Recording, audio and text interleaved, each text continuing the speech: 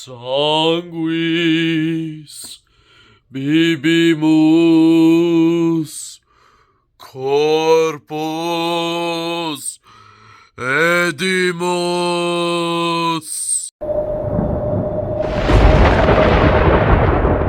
Hi, I'm Dave, founder of Halloween Year Round, and if you're still watching after that little rendition, let me know in the comments what other demonic songs would you like me to cover on this channel. I will tell you, I am not at all a professional singer, but I'll try. Anyways, real quick before we get started, did you know Halloween Year Round now has a Patreon? For as little as just $5 a month, you can become a member. One of the perks you get is every month, my wife Jess and I, you guys remember from the channel, we do a commentary about a movie that you guys pick, and you just listen to us argue and bicker the entire time watching it. And who doesn't like that? However, let's get to the real reason we're here, and that is to rank, I hesitate to say it's one of my favorite film franchises of all time, because the franchise itself is not one of my favorites, but it is a franchise based around one of my favorite movies of all time. That is, of course, The Omen, which for me has always been tied with The Exorcist as my favorite horror movie of all time. Spoiler alert for this ranking. But nevertheless, this video was never really this video was never really meant to see like which of these movies was better than the original. You know, spoilers, none of them are.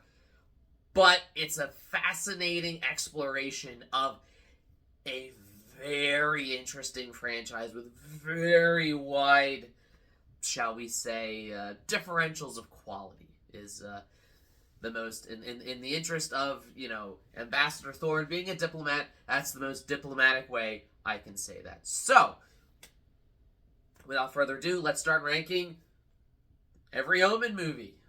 Number 6, The Omen 2006 remake. So I really struggled where to put this movie, because it's not bad by any means. Like, it is well put together. It's got good production design.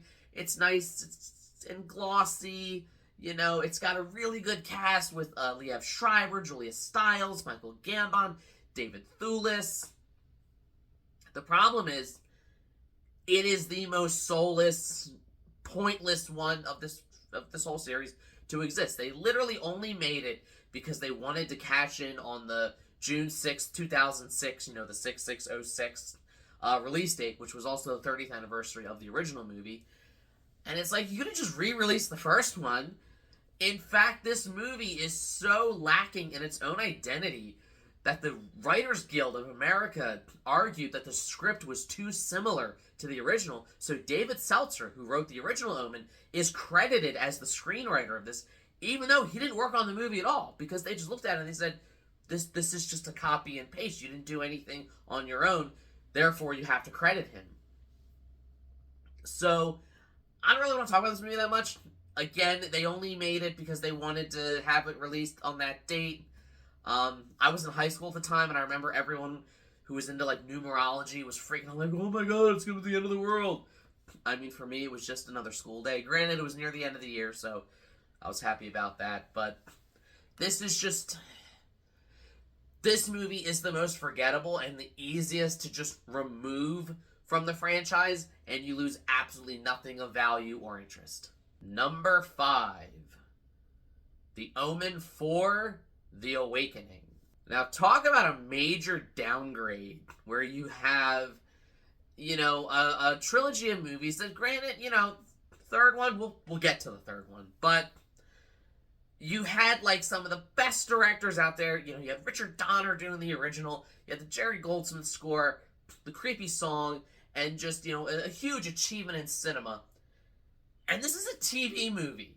This is like a made-for-TV movie that essentially just does the same thing again, where it's Damien's daughter, but we're going through the same beats where, oh, our kid is demonic that we adopted, and we're slowly learning that. And, you know, Delia, it's the girl's name. She's weird and creepy. Although, at the end, I have 2 daughters. Delia didn't really seem that demonic. She just kind of seemed like a bratty kid. Like, that didn't seem that different to me than... Anyway, that's my personal stuff. My main issue with this movie is, it just... why is it here? It's like they had killed off Damien in the final conflict, and it was just such a weird attempt to like recapture the magic and do something different with it, but just there was nothing to do. So all you're left with is, it's almost like, I know this was before the age of like the mockbusters, but this almost feels like a straight to DVD mockbuster of The Omen, which as a made for TV movie in the early 90s, that's kind of what it is. Number 4, The First Omen. Hear me out. Hear me out. I know. Oh, I know. I am in the minority on this. I've been all over Twitter. I've been all over Facebook. Everybody loves The First Omen. I am not saying it's a bad movie. And I'll even put a link in the description. I did a whole rant just on this movie. So I will attempt to be brief here. If you want my full thoughts, just, click on that video. What I'll say is this. The First Omen is very well acted. It's very well directed. It is a well-crafted, put-together movie. But much like the Star Wars sequels, it is a corporate product. It tries to retread and just do the same beats the Omen did, but just a little different. Whereas at times you see like it could be going off and having its own identity, and it doesn't. It reverts back to, well, we got to do the hanging, we got to do the impalement, we got to do the body part being severed, we got to check all the boxes, the Omen, that's what the charts say. But ultimately, the thing that really frustrates me about this is, and again, spoilers for all these movies, but mostly this one because it's the newest, there are so many references in the first 3 movies about Damien being born to a jackal. And clearly that's just completely retconned here in the interest of trying to go on and do more sequels. I mean, we find out that Damien has a twin sister just because they want to set that up to do something later. It goes full Marvel movie when, if you wanted to do a prequel to The Omen, there's a lot you could have done with that, but could you at least follow the continuity and not retcon one of the most important details about Damien's lineage? So there, rant over. Like I said, if you want to click on the other video, watch my full rant, but that is why The First Omen ranks kind of on the lower end on my list here. Number 3, The Omen 3, The Final Conflict. Speaking of retcons, this one it takes some very bold, egregious retcons, not quite on the level of The First Omen. The reason why I'm less offended by them is because the things that they retcon are a bit more trivial in nature. So the whole point of this one was, we had Damien as a little kid. We had him as like a preteen teenager, and now we have him as an adult. So in order to age him up and for this movie to come out only a couple years after the last one, you had 2 choices. You could either set this movie like 20 years in the future, like have it be made in 81 but set in 2001 and try to predict what the world would be like, or you retcon how old he is to the point that they're saying, oh, well, in 1971 he was taking over his uncle's company, even though in the first movie he's born in 1971. He's a 5-year-old child in 1976, and that's kind of a big deal, in all that. Even The First Omen says it takes place in 1971, which apparently he was already an adult, but he wasn't. Point is, it's a retcon, but it's a less annoying retcon. That being said, this movie, its biggest sin, no pun intended, is that it wastes its own potential. We have an adult Damien ready to bring about the apocalypse, ready to fulfill his destiny. And it's really anticlimactic. Like, the things you imagine him doing in the first movie, like, oh, he's going to do this, he's going to create armies on either shore, turning man against his brother until man exists no more.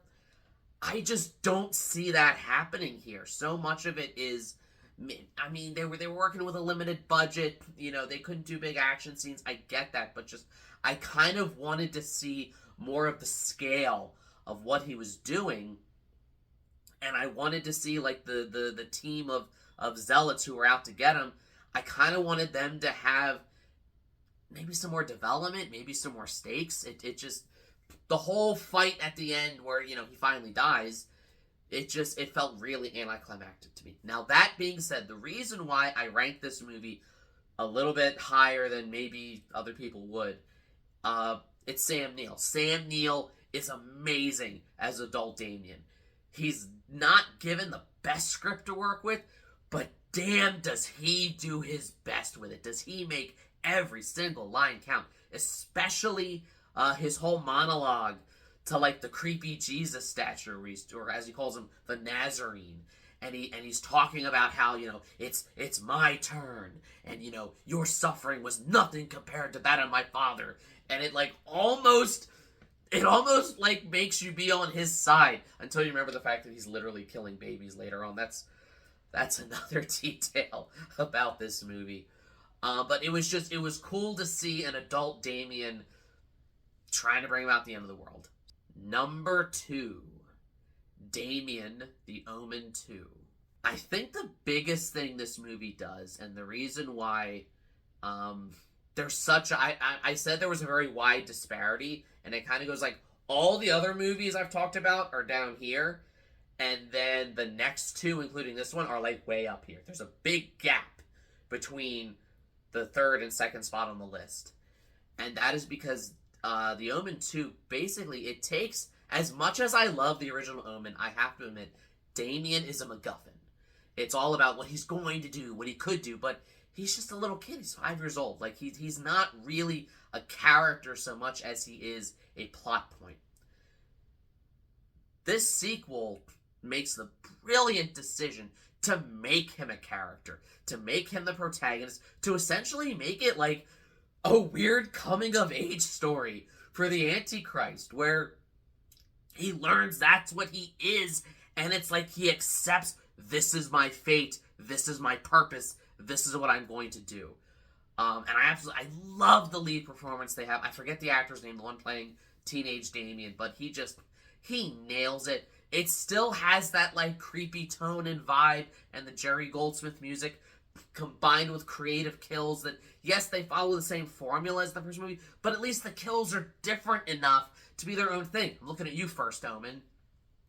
So, this was everything a sequel should be, and it was so much better than it should have been for being, inherently an unnecessary sequel, but it does everything it should do with the source material. And if we're talking sequels to 70s classic demonic movies, it's like, this is everything that Exorcist 2 The Heretic was not. And I am so shocked that it is as good as it is for being what it is. Finally, number 1, was there really any question? It's the original, because, of course, this is... You have Richard Donner. You have Gregory Peck. You have Jerry Goldsmith. You have just this perfect trifecta. You've got David Warner. You've got Patrick Troughton. You have an amazing cast. You have an amazing script. An amazing director. One of the creepiest pieces of music ever written. And everything works. It's like this, it's a horror movie, but it's also this like epic journey of Ambassador Thorn discovering that his son is the Antichrist, trying to figure out what he's going to do.